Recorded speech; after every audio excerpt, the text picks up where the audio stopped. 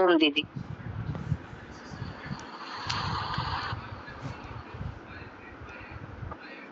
इस सहयोग शिक्षक प्रशिक्षण शिविर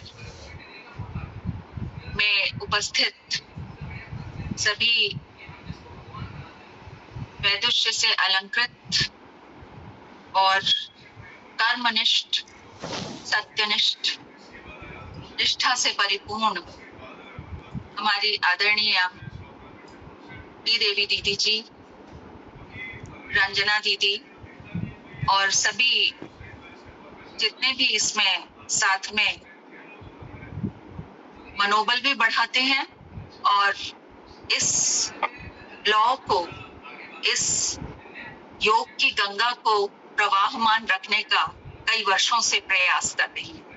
उन सबको इस मंच से नमन करते हुए, उनका अभिवादन करते हुए, उन्हें बहुत अधिक साधुवाद देते हुए, जितने भी यहाँ पर योगार्थी भाई या बहन जो भी उपस्थित हैं, आप सभी का, आपकी उस दिव्यता को नमन है कि आप योग जैसे दर्शन से जुड़े और आपने अपने जीवन के इस पड़ाव में इससे जुड़कर भारतीयता, हमारी संस्कृति और हमारे ऋषियों के द्वारा प्रदत्त इस ज्ञान को स्पर्श करने का प्रयास किया। श्रद्धेय स्वामी जी को हृदय से नमन करते हुए उनके कर्तृत्व के लिए पतंजलि योग पीठ के सभी प्रभारी गण को प्रणाम करते हुए, राज्य कार्यकारिणी के सभी सदस्यों इस मंच से नमन करते हुए, आज के सायकालीन सत्र में हम आज के विषय पर आगे बढ़ें उससे पूर्व मैं आपको बता दूं कि हमको जो विषय मिले हैं उसमें प्राण है। एक पहला विषय प्राण, परिचय, महत्व एवं प्रकार, और दूसरा है शरीर में सन्निहित शक्ति केंद्र अर्थात अष्टचक्र, तीसरा है मेडिकल साइंस की नैनो टेक्नोलॉजी प्राण। और यहाँ मैं थोड़ा संकेत रंजना जी आपको थोड़ा सा मैं देना चाहूंगी कि ये जो आज हम प्राण विषय पर लेंगे, चर्चा करेंगे, कल अष्टचक्र पर चर्चा करेंगे या कल नैनो टेक्नोलॉजी को ले लेंगे, इसी के साथ में जुड़ा है वो, तो परसों अष्टचक्र को ले लेंगे। तो नैनो टेक्नोलॉजी हमारा हाफ एन आवर, आधे घंटे में हो जाता है। तो उसके बाद जो आधे घंटे का समय बचता है उसमें यदि आप कहें तो क्या हम कोई और विषय साथ में उसके जोड़ सकते हैं? जी दीदी, जैसा जैसा आपका मार्गदर्शन तो हमारे लिए सौभाग्य की बात है। बिल्कुल, जैसे यौगिक क्रियाओं का यांत्रिकी विश्लेषण है उसको हम जोड़ लेंगे उसके साथ में, क्योंकि तभी सिद्ध होगा कि हाँ ये नैनो टेक्नोलॉजी है। जी जी जी दीदी, से सूक्ष्म विज्ञान। जी दीदी, धन्यवाद। तो आज का विषय है बहनों प्राण। देखिए प्र अक्षर जिसमें लग जाता है ना, तो उसका अभिप्राय हो जाता है परफेक्शन के साथ। शायद उसी से परफेक्शन, प्रकृष्ट से परफेक्शन शब्द बना होगा। तो प्रकृष्ट रूप से यानी परफेक्शन के साथ, यानी पूर्ण रूपेण जिस शक्ति का हम नाम लेते हैं उसको शीर्षक दिया गया प्राण। और प्राण है क्या? अगर इसको परिभाषित किया जाए तो ये कहा जा सकता है कि इस अखिल ब्रह्मांड में जो सर्वश्रेष्ठ, सर्वाधिक उपयोगी जीवनीय तत्व है वह प्राण है। प्राण अग्नि है, प्राण संवेदनाओं का संवाहक है और प्राण हमारे शरीर में श्वास प्रश्वास के रूप में विद्यमान है। इस प्राण के विषय में युगों युगों से हमारे ऋषियों ने बहुत अन्वेषण किया, अध्ययन किया, चिंतन किया और उस आधार पर उन्होंने हमारे वेदों में, संगीताओं में, उपनिषद में, यानी कि जो हमारे श्रद्धा से अलंकृत जो ज्ञान का भंडार हमारे भारतीय शास्त्र हैं उनमें उसका वर्णन किया हुआ है। तो इसमें हम संदर्भ लेंगे प्राण के विषय में ऋषियों ने किस तरह से वर्णन किया है, व्याख्या की है। तो इसमें वेदों का संदर्भ ले लेंगे, संक्षेप में ही रहेगा, संहिता का ले लेंगे और उपनिषद का ले लेंगे। तो पहले जैसे वेद की बात होती है तो उसमें अथर्ववेद में अध्याय 11 में पहला ही श्लोक है, प्राणाय नमो यस्य सर्वम इदम वशे यो भूतः सर्वस्येश्वरो यस्मिन् सर्वं प्रतिष्ठितम्। उस प्राण के लिए मेरा नमस्कार है। प्राणाय नमो यस्य सर्वम इदम वशे, जिसके अधीन ये सारा जगत है। सर्वम इदम वशे, यस्य वशे, जिसके अधीन, जिसके वश में ये सारा जगत है। उस प्राण के लिए नमस्कार है जो प्राण सबका ईश्वर है। भूतः यानी सब प्राणी सबका ईश्वर है और जिसमें सब कुछ हो रहा है। वो सबका कर्ता धर्ता भी है और वो सबके भीतर भी है और उसी के भीतर सारी क्रियाएं संपन्न हो रही हैं। यानी कि जो दिव्यता बाहर दिखाई दे रही है वही दिव्यता हमारे भीतर भी है। इसीलिए कहते हैं यथा पिंडे तथा ब्रह्मांडे, जो हमारे भीतर है दिव्यता, वो ईश्वरीय शक्ति, वो प्राण शक्ति, वो सर्वाधिक उपयोगी जीवनीय शक्ति, वो ऐसी शक्ति है जो सब प्राणियों के भीतर भी विद्यमान है, इस अखिल ब्रह्मांड को संचालित कर रही है। और जो भी कुछ हमें दिखाई देता है, अपनी इंद्रियों के द्वारा अनुभव करते हैं, वो सब उस प्राण नामक शक्ति के द्वारा ही संचालित हो रहा है। ऋषि आगे कहते हैं, हे प्राण, वर्षा ऋतु के आते ही जब तू औषधियों के उद्देश्य से गर्जना करने लगता है, मेघों में आकर। औषधि क्या है? जितनी भी वनस्पति हैं, प्लांट्स, आपने देखा होगा कि हर प्लांट की, हर पौधे की, हर सब्जी की, हर फल की अपनी एक विशेष सुगंध होती है और ये सुगंध उसका गुण है और उस गुण के आधार पर वो हमारे शरीर को आरोग्य प्रदान करती है। तो इन्हें वनस्पति नहीं कहा गया है हमारे शास्त्रों में, इनको हमारे शास्त्र में औषधि कहा गया है। तो औषधि इन्हें कौन बनाता है? जब प्राण मेघों में गर्जना करता है और वृष्टि के द्वारा उन वनस्पति को औषधि में परिवर्तित कर देता है। हे प्राण, वर्षा ऋतु के आते ही जब तू औषधियों के उद्देश्य से गर्जना करने लगता है, तब जो कुछ भी भूमि पर होता है वो सब आनंदित होता है। जो कुछ भी भूमि पर होता है, तो न केवल वनस्पति अपितु पशु पक्षी सब कुछ, मनुष्य सभी के आज सवेरे भी जैसे वर्षा हुई थी तो कितना सब आनंद हर्षोल्लास से भर जाता है, मन को प्रसन्नता होती है। यदा प्राणो अभ्यवर्षी वर्षेण पृथ्वी महीम, जब प्राण वृष्टि के द्वारा इस बड़ी सी भूमि पर वर्षा करता है, तब सब पशु हर्षित होते हैं।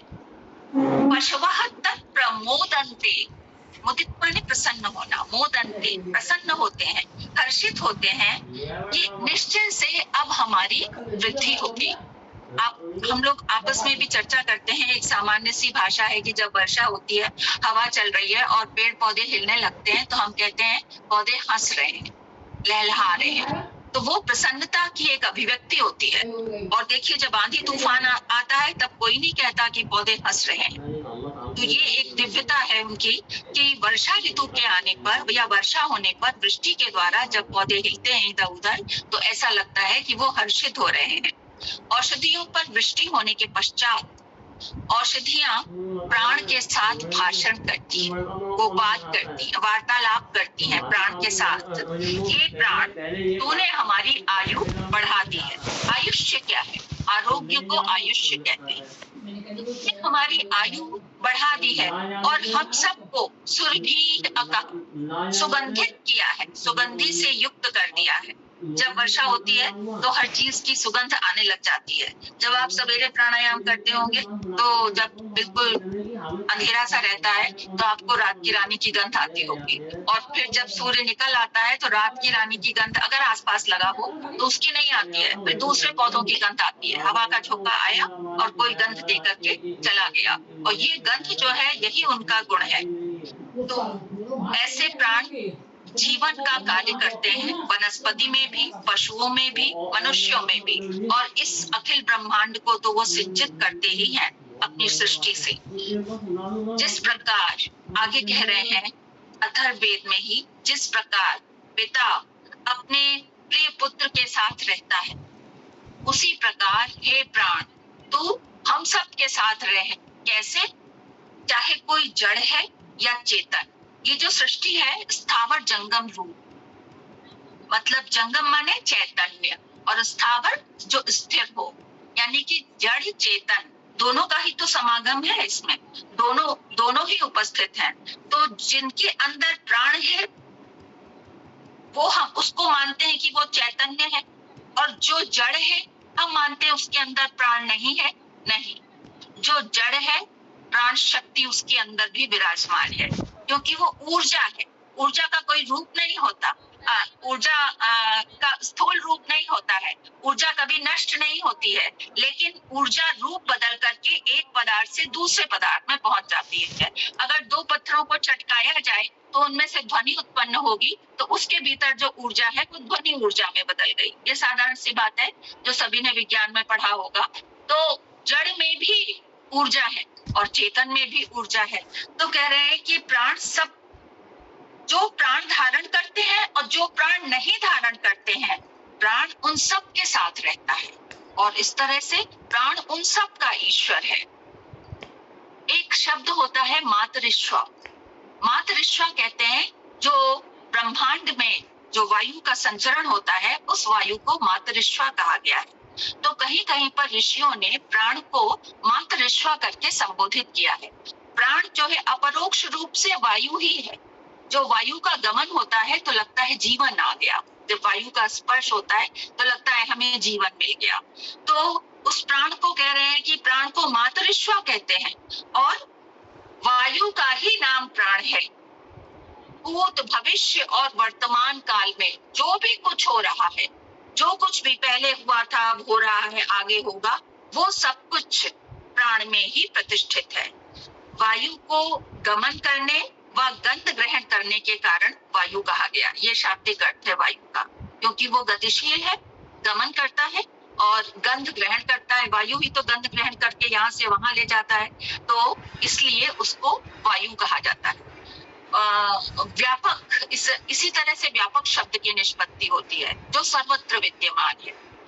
तो इस तरह से प्राण के लिए अथर्ववेद में बहुत लंबी चौड़ी व्याख्या की गई है। हमने थोड़ा सा ही उसका एक हिस्सा स्पर्श किया है। अब ये बात आती है कि संहिता में किस तरह से प्राण के लिए कहा गया है। उसमें संहिता में एक शारंगधर संहिता को लिया गया है। ये शारंगधर ऋषि ने इस संहिता की रचना की। संहिता कई बुक्स को लेकर के उसका जो सार होता है वो उसमें रख दिया जाता है, तो उसको संहिता कहते हैं। संहित करना, संग्रहित करना। तो ये 12वीं शताब्दी में शारंगधर संहिता की रचना की थी शारंगधर ऋषि ने, और उन्होंने चरक और सुश्रुत संहिताओं से संग्रह करके अपनी इस संहिता में प्राण के विषय में भी व्याख्या दी है, साथ में ईश्वर और जीवन के विषय में भी ज्ञान से परिपूर्ण श्लोक उन्होंने रचना करके उसमें डाले। तो शारंगधर संहिता में किस तरह से कहा गया है, देखिए, जो हमारा शरीर है ये 5 तत्वों से मिलकर बना है। जल, पृथ्वी, आकाश, वायु और अग्नि। और इन 5 तत्वों में से जो वायु है वात के रूप में, वो 3 दोषों में से एक दोष भी है ना। 3 दोष होते हैं, वात, पित्त, कफ। ये दोष तो नहीं होते हैं, लेकिन जब ये असंतुलित स्थिति में हो जाते हैं तब ये हमें रोग, हमारे शरीर में रोग उत्पन्न हो जाते हैं। तो उसमें से एक महत्वपूर्ण तत्व है वात, यानी कि वायु। और ये वायु हमारे शरीर में श्वास प्रश्वास के रूप में हमारा प्राण है। तो वायु और प्राण दोनों को हम एक अर्थ में ले सकते हैं, और आगे जाएंगे विषय में तो ऑक्सीजन को भी प्राणवायु या उस तरह से हम प्राण के ही रूप में ले लेंगे। शारंगधर ऋषि लिखते हैं, पित्तम पंगु कफः पंगु पंगु मल धातवः। पित्त, कफ, मल और सप्त धातुएं ये सब पंगु हैं, अर्थात एक स्थान से दूसरे स्थान पर स्वयं नहीं जा सकते। वायुना यत्र नीयन्ते तत्र गच्छन्ति मेघवत्। फिर ये कैसे जाते हैं हमारे शरीर में एक स्थान से दूसरे स्थान पर? पित्त, कफ, मल और 7 धातुएं कैसे जाते हैं? उसी प्रकार जिस तरह से आकाश में वायु बादलों को यहाँ से वहां ले जाता है, ठीक उसी प्रकार हमारे शरीर में वायु अर्थात प्राण, इन तत्वों को पित्त, कफ, मल, सप्त धातुएं आदि आदि इन सबको एक स्थान से दूसरे स्थान पर ले जाता है। पवनः तेषु बलवान, उनमें से पवन सबसे अधिक बलवान है। तेषु उनमें से, पवन यानी वायु, उनमें से पवनः तेषु बलवान विभाग करणान्मतः। क्यों? पवन सबसे ज्यादा इंपॉर्टेंट है, महत्वपूर्ण है, बलशाली है, मतलब उसके पास पावर है, उसका काडर ऊंचा है, उसकी पोस्ट सबसे ऊपर है, उसके पास बहुत पावर्स है। क्यों? क्योंकि वो इन सब तत्वों का, कफ, पित्त, सप्त धातुएं, रक्त, मांस, मेद, मज्जा, जो सबका विभागीकरण, किसको कहाँ भेजना है, और ये सबसे ज्यादा इंपॉर्टेंट काम होता है किसी भी संस्था में। अब जैसे अभी इलेक्शंस हुए और प्रधानमंत्री बने, अब प्रधानमंत्री को डिसाइड करना है कि किस व्यक्ति को किस राज्य का मुख्यमंत्री बनाना है, तो किस राज्य में किस तरह की समस्या है और उस समस्या का निराकरण करने में कौन सा व्यक्ति सक्षम है, तो ये तय करना ये सबसे महत्वपूर्ण कार्य होता है। फिर वो मुख्यमंत्री भी ये डिसाइड करता है अपने राज्य में कि कौन से डीएम कमिश्नर्स, आपने देखा होगा न्यूज़पेपर में पढ़ते होंगे, फला कमिश्नर का ट्रांसफर हो गया, तबादला हो गया उनका, ये वाले नए डीएम आए हैं, नए कमिश्नर, तो ये उनकी एफिशिएंसी है, उनका अवलोकन किया जाता है। जिस काम को जो जितना, सब राज्य में स्थान में अलग अलग तरह की समस्याएं होती हैं और उन समस्याओं का निराकरण किस व्यक्ति विशेष के माध्यम से हो सकता है। सब डीएम एक से नहीं होते हैं, उनका व्यक्तिगत गुण भी होता है, उनका व्यक्तिगत कौशल्य भी होता है, उनकी व्यक्तिगत निर्णय लेने की क्षमता भी अलग अलग होती है, तो उस आधार पर उनको अपॉइंट किया जाता है। तो उसी तरह से हमारे शरीर में जो वायु है, जो प्राण है, ये डिसाइड करता है कि किस तत्व को कहाँ भेजा जाना है हमारे शरीर में, किसको एक्सक्रीटरी सिस्टम में भेजना है, किसको ब्लड सर्कुलेटरी सिस्टम में भेजना है, कौन से तत्व हैं जिनको हमारे स्केलेटल सिस्टम, अस्थि को स्ट्रॉन्ग बनाएंगे, वहां भेजना है। ये सब निर्धारण किसका होता है? प्राण का। और प्राण कैसे स्ट्रॉन्ग बनते हैं? प्राणायाम के द्वारा। तो प्राणायाम करने से हम प्राण को ऊर्जा प्रदान करते हैं और प्राण हमारे शरीर के विभिन्न अंगों और विभिन्न भागों को ऊर्जा प्रदान करते हैं। चौथी लाइन में लिख रहे हैं ये कैसा है प्राण, उसके गुण बताए हैं। रजोगुणमयः सूक्ष्मः शीतो रुक्षो लघुश्चलः। रजोगुणमय, रजोगुणी है यानी गतिशील है, प्राण गत्यात्मक है। सूक्ष्म, सूक्ष्म है, सूक्ष्म से सूक्ष्म स्थान पर भी हमारे शरीर में ये जा सकता है, शरीर में या सृष्टि में, पृथ्वी के भीतर, भूगर्भ में और पाताल में, सागर के भीतर, सब जगह सूक्ष्म से सूक्ष्म स्थान में पहुंच सकता है। मतलब जैसे हमारा शरीर में बाहर दिखाई देती है त्वचा, त्वचा के नीचे है मांस और मांस के नीचे है अस्थि, और मांस और अस्थि जिन तंतुओं के द्वारा, मांस ऐसे ही नहीं रखा हुआ है, वो उसका कनेक्शन है तंतुओं के द्वारा, टेंडन्स अस्थि के साथ में वो होता है। फिर शरीर के भीतर जो है विभिन्न प्रकार के अंग होते हैं और वो अंग किससे मिलकर के बनते हैं? विभिन्न प्रकार की कोशिकाओं से। वो कोशिकाएं जो कार्य और संरचना में समान होती हैं उन्हें ऊतक कहते हैं या टिश्यू, और जब भिन्न भिन्न प्रकार की हैं तो वो कोशिका है। तो टिश्यू किससे मिलकर बने? कोशिकाओं से। और कोशिका के अंदर बहुत छोटी छोटी संरचनिकाएं होती हैं। कोशिका के अंदर एक केंद्रक होता है, उस केंद्रक के अंदर क्रोमोसोम होते हैं, उस क्रोमोसोम धागे जैसी संरचना होती है, गुणसूत्र जो एक पीढ़ी के गुण को दूसरी पीढ़ी में ले जाते हैं। कौन ले जाता है? उन गुणसूत्रों पर छोटी छोटी कणिकाएं होती हैं। ये सब कोशिका के अंदर है जो हमें आंख से दिखती नहीं है। छोटी छोटी कणिकाओं को जीन्स कहते हैं। एक जीन एक माँ के गुण के लिए उत्तरदायी होती है या पिता के गुण के लिए उत्तरदायी होती है, और वो जीन किससे बनती है? डीएनए आरएनए से मिलकर के बनती है। और डीएनए आरएनए का जो स्ट्रक्चर है वो पूरा पूरा रसायन विज्ञान को स्पर्श कर लेता है। तो आप देखिए कि सारे विषय अपने में कनेक्टेड होते हैं, विज्ञान के विषय हो या ये योग दर्शन है, और हमारे साहित्यिक विषय जो है, चाहे कोई भाषा विशेष हो, अंग्रेजी हो, हिंदी हो, उर्दू हो, बांग्ला हो, कोई भी भाषा है, ये सब हमारे व्यक्तित्व का निर्माण करती है, तो साहित्यिक विषय होते हैं, तो उनका भी ज्ञान आवश्यक होता है, वरना समाज के द्वारा स्वीकार किया जाने योग्य व्यक्तित्व हम कहाँ से लाएंगे? वो साहित्यिक विषयों के द्वारा उसका निर्माण होता है। और शरीर के भीतर क्या चल रहा है, क्या रचना है, वो वैज्ञानिक विषयों से हम पढ़ते हैं। और व्यावहारिक रूप से हम बाहर की ओर किस तरह से अपना जीवन यापन करेंगे, व्यापार करेंगे, नौकरी करेंगे, उसके लिए गणित, भौतिक विज्ञान और रसायन विज्ञान, वनस्पति विज्ञान, जंतु विज्ञान, इन सब की आवश्यकता होती है। और इन सारे विषयों का जो ज्ञाता है वो परमपिता परमात्मा, वो है प्राण। उसमें रामचरितमानस में भी आता है, शंभु बिरंच विष्णु भगवाना उपजहि जासु अंश दे नाना। शंभु यानी शंभु शंकर भगवान, विरंच यानी ब्रह्मा जी, और विष्णु नारायण, ये सब शंभु विरंच विष्णु भगवाना उपजहि जाहि अंश दे नाना, जिसके अंश से सब उत्पन्न हुए हैं, यानी कि वो सुप्रीम पावर। हम किसकी आराधना करते हैं? उस सुप्रीम पावर की, जो सबसे ऊपर सर्वश्रेष्ठ, वो प्राण, उसी की आराधना करते हैं। और प्राण की आराधना कैसे होती है? जो सर्वश्रेष्ठ मंत्र है ओम का उच्चारण, और उसी से हम लोग प्राणायाम का प्रारंभ करते हैं। तो हमारी ईश्वर के प्रति आराधना या स्तुति उसी समय हो जाती है, तत्क्षण, जब हम प्राणायाम के लिए स्वयं को एकाग्र चित्त होकर के ओम की ध्वनि उत्पन्न करते हैं। और फिर जब आंख बंद करके पूर्ण एकाग्रता से करते हैं, तो ये इससे अधिक उपवास क्या होगा?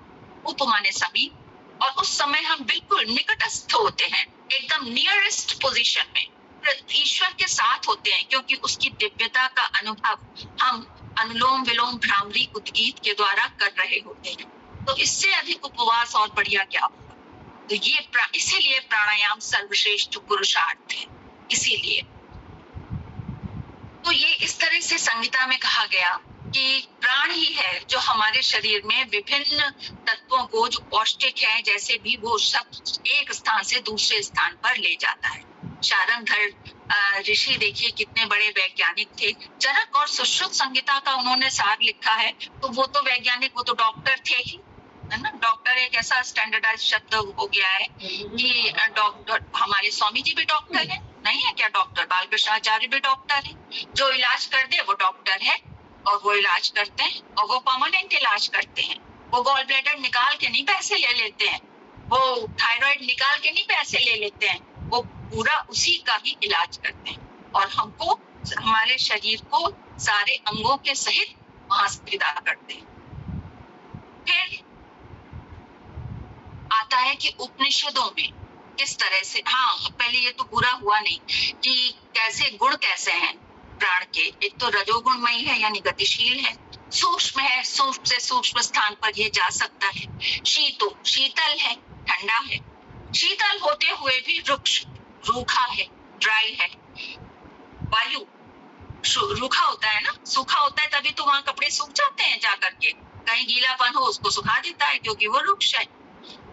और जब हमें बहुत गर्मी लग रही हो तो वायु का स्पर्श आने से हम शीतलता का अनुभव करते हैं, तो वो शीतल है, प्रामाणिक है। लघु जलम, लघु हल्का है। वायु से हल्का क्या है? कुछ भी नहीं।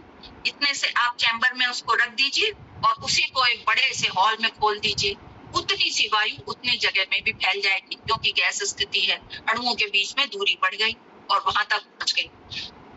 हल्का है और लघु प्लस जला, चंचल है। जो गतिशील होगा वो चंचल होगा ही।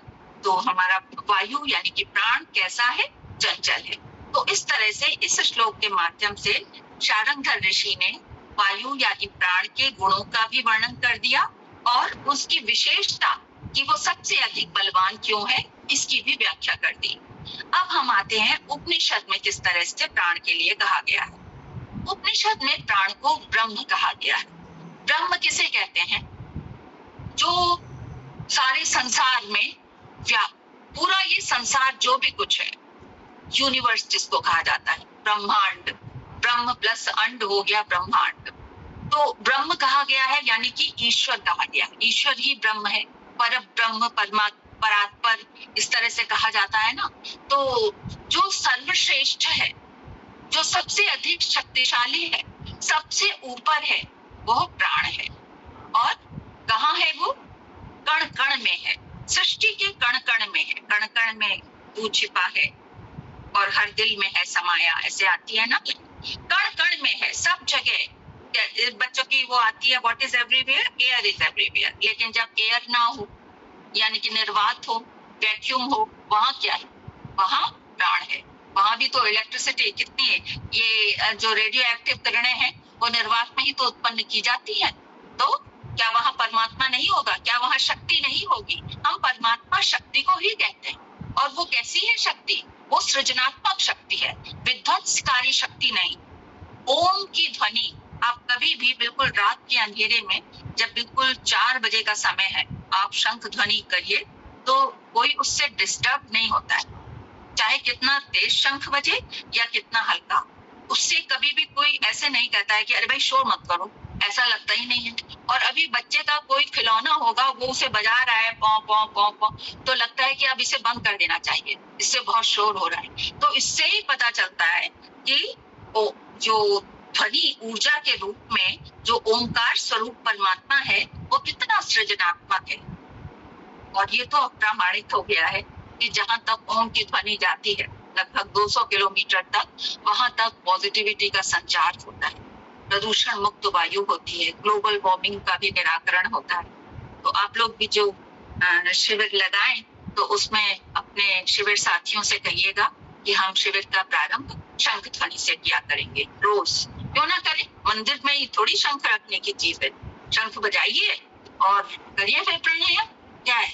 सारा जहां हमारा है, जियो तो ऐसे जियो कि सारा जहां हमारा है, और मरो तो ऐसे मरो कि हमारा कुछ भी नहीं, ऐसे रहना चाहिए।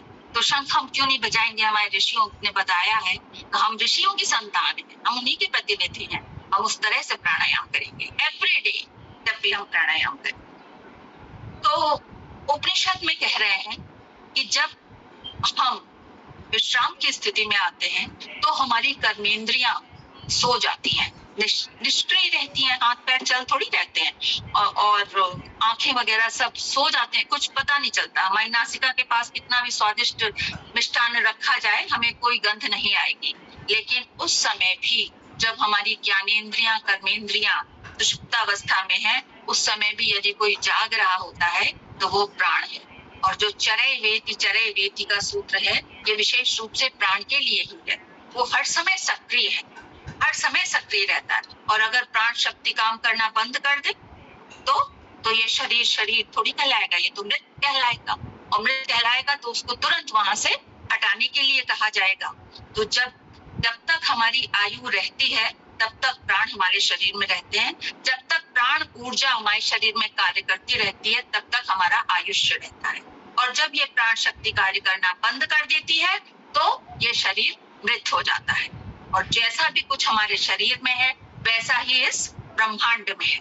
और इन प्राण को ऊर्जा किस प्रकार प्रदान की जाती है? प्राणायाम के द्वारा। जब हम प्राणायाम करते हैं तो हमारा प्राणमय कोश जागृत होता है, उससे हमारे सारे प्राण, 10 प्राण होते हैं, वो सभी चैतन्य हो जाते हैं, ऊर्जावान हो जाते हैं। और उनके लिए अलग अलग स्थान मनोनीत है, वो उन स्थानों को ऊर्जावान बनाते हैं, वहां का फंक्शन सुदृढ़ करते हैं। एक श्लोक आखिर में आता है, प्रश्नोपनिषद में है, प्राणस्येदं वशे सर्वं पृथिवे यत् प्रतिष्ठितम्। पृथ्वी, द्यौ तथा अंतरिक्ष 3 लोक है। पृथ्वी, फिर द्विलोक है, फिर अंतरिक्ष लोक है।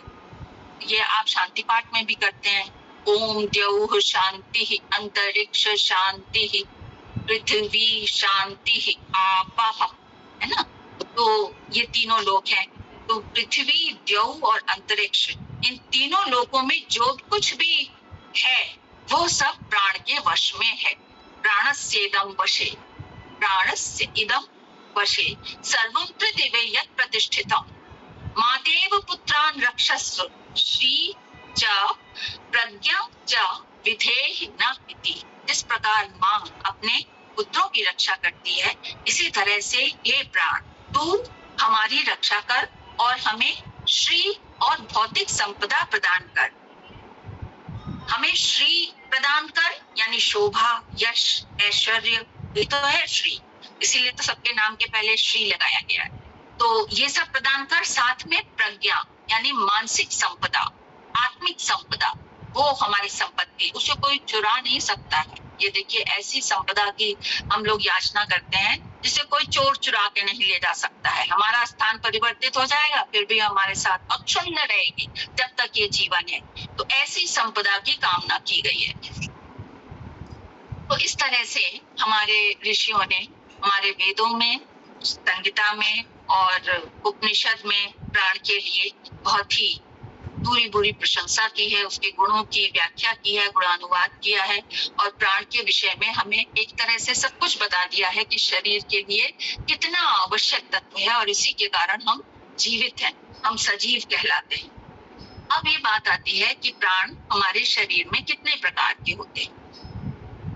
ऐसे तो लगता है कि बस एक ही प्राण शक्ति है और वही हमारे शरीर को संचालित कर रही है, तो यही वास्तविकता है, एक ही प्राण शक्ति है। लेकिन अध्ययन की सुविधा के लिए अलग भिन्न भिन्न स्थान में वो प्राण किस तरह से कार्यशील है, क्रियाशील है, तो इसलिए भिन्न भिन्न क्षेत्र के हिसाब से उसको नाम दिए गए और ये नाम मुख्य रूप से 5 है प्राण के: प्राण, अपान, उदान, समान और व्यान। अब ये प्राण तो एक है, अगर पेट में काम कर रहा है पेट के स्थान पर, या यदि हमारे फेफड़ों के स्थान पर कार्य कर रहा है, या अब उसको मस्तिष्क के स्थान पर कार्य करना है, या हमारे हाथ पैर और आर्टरीज वेन्स जो है वहां कार्य करना है, तो सब जगह तो उसे जाना पड़ेगा ना। वो सब जगह कैसे जाएगा? तो उसकी जो गाड़ी है, उसका जो वाहन है वो है वायु। वायु पे सवार होकर के प्राण हमारे शरीर में भिन्न भिन्न स्थानों में गमन करता है और हमारे शरीर को ऊर्जा देता है। अब ये स्थान और कार्य के भेद से प्राण के जो 5 प्रकार हैं उनको एक एक करके लेंगे। 5 मुख्य प्राण में से पहला हो गया प्राण। जैसे भगवान के 6 ऐश्वर्य होते हैं ना, तो पहला ऐश्वर्य क्या होता है? ऐश्वर्य, इसीलिए तो उसको ईश्वर कहा जाता है। तो पहला हो जाता है ऐश्वर्य। उसी तरह से जो 5 प्राण हैं उनमें से पहला हो गया प्राण। अब ये प्राण कहाँ है? सबसे महत्वपूर्ण स्थान में। हमारे शरीर में सबसे महत्वपूर्ण, मोस्ट इम्पोर्टेंट ऑर्गन्स कौन से हैं? हृदय, फेफड़े और मस्तिष्क। हृदय ने काम करना बंद कर दिया, चाहे और अंग ठीक हो, तो सब बेकार, जीवन खत्म हो जाएगा। फेफड़े अगर ब्लॉकेज हो गया और शुद्ध वायु को नहीं ले रहे हैं और अशुद्ध वायु को बाहर नहीं निकाल रहे हैं, उनके ब्लॉकेजेस हो गए हैं उसमें, तो फिर सब बेकार है। फिर तो वायु आएगी ही नहीं अंदर, ऑक्सीजन आएगी नहीं, तो जीवित रहेंगे कैसे? और मस्तिष्क अगर इसने काम करना ठीक से बंद कर दिया, तो जहाँ विचार ना हो तो वो मानव कैसे रहेगा? आप लोग समाज में देखते होंगे तो मस्तिष्क का सुचारू रूप से, मस्तिष्क ये सब भी तो देखता है कि गर्म चीज को हमें पकड़ना नहीं है, सामने गड्ढा है वहां पैर रखना नहीं है, और कोई भयानक चीज आ गई, सांप है, तो हमें डरना है उससे कि हम उससे दूर हो जाएं। तो ये सब भी प्राण हमें सिखाते हैं, मस्तिष्क सिखाता है। तो मस्तिष्क की ये एक्टिविटी बनी रहनी चाहिए। तो जो सबसे इम्पोर्टेंट शरीर का भाग है, तो वहां पर प्राण नामक प्राण कार्यरत रहते हैं। और यहाँ पर फिर क्या क्या अंग आ जाएंगे देखा जाए तो ये हमारा श्वसन तंत्र का हिस्सा आ जाता है। और फिर इसमें हमारा नासिका मार्ग, नासिका से हमने श्वास ली तो नासिका मार्ग आ गया। फिर कंठ में आए, वहां श्वास नली है। उसके ऊपर स्वर यंत्र है, वो भी आ गए। उसके ऊपर थायराइड, पैराथायराइड ग्रंथि है, वो अंग भी आ गए। फिर श्वास नली 2 में बटी और फेफड़े गुलाबी रंग की थैली जैसे हैं, उसमें इंसर्ट हो गई, तो श्वसनिकाएं और फेफड़े भी आ गए। हमारे वक्षस्थल में थोड़ा सा लेफ्ट साइड को शिफ्टेड केंद्र में एक अंग है हृदय, जो निरंतर हमारे रुधिर को पंप करके शरीर के विभिन्न भागों में भेजता रहता है और विभिन्न भाग से आए हुए अशुद्ध रक्त को शुद्ध होने के लिए फेफड़ों में भेजता है। तो ये बहुत महत्वपूर्ण कार्य होता है। तो हृदय भी आ जाएगा। ये सब अंग, नासिका मार्ग, श्वास नली, स्वर यंत्र, थायराइड, पैराथायराइड ग्रंथियां, श्वसनिकाएं और फेफड़े और हृदय, ये सब इस प्राण के वश में होते हैं। प्राण मतलब यहाँ का सर्वे सर्वा होता है, या यहाँ का डिस्ट्रिक्ट मजिस्ट्रेट है, जो इन सब अंगों की का पूरा रख रखाव, उनका फंक्शन, उनको ऊर्जा प्रदान करता है और वहां की क्रियाशीलता पर ध्यान देता है। फिर दूसरा प्राण है अपान।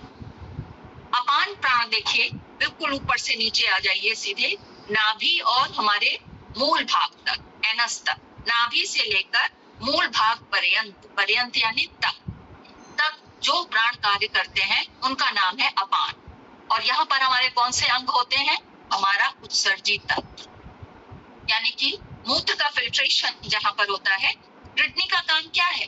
रक्त जो है उसमें जो जैसे हमने भोजन किया तो जो उसमें न्यूट्रिशन होता है, पौष्टिक तत्व, वो तो शरीर के विभिन्न भागों में पहुंचा दिए जाते हैं धमनियों के द्वारा। और जो